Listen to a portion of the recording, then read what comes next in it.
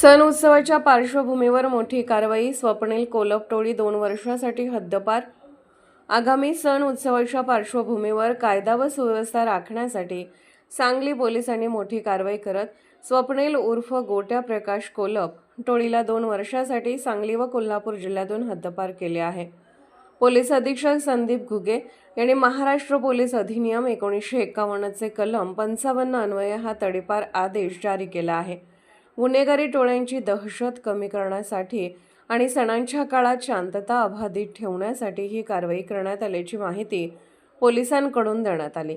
हद्दपार करण्यात आलेल्या आरोपीमध्ये स्वप्नील उर्फ गोट्या प्रकाश कोलप वय 35, उमेश रमेश कोलप वय 31, रोहित रमेश कोलप वय 28, सर्व राहणार अंकली, तालुका मिरज, जिल्हा सांगली यांचा समावेश आहे.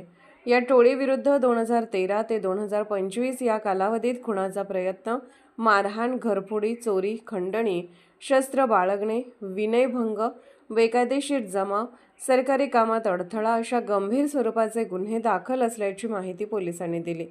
सांगली ग्रामीण पोलीस ठाण्याच्या प्रस्तावानुसार या टोळीविरुद्ध कारवाई करण्यात आली. चौकशी अधिकारी म्हणून उपविभागीय पोलीस अधिकारी संदीप भागवत यांनी अहवाल सादर केल्यानंतर पोलीस अधीक्षकांनी सुनावणी घेऊन हा निर्णय घेतला.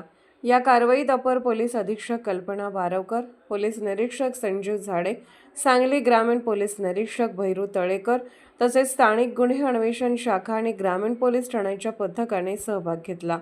दरम्यान आगामी काळातही अशा गुन्हेगारी टोळ्यांवर कडक कारवाई करून जिल्ह्यातील गुन्हेगारी आटोक्यात आणण्याचा निर्धार पोलिसांनी व्यक्त केला आहे.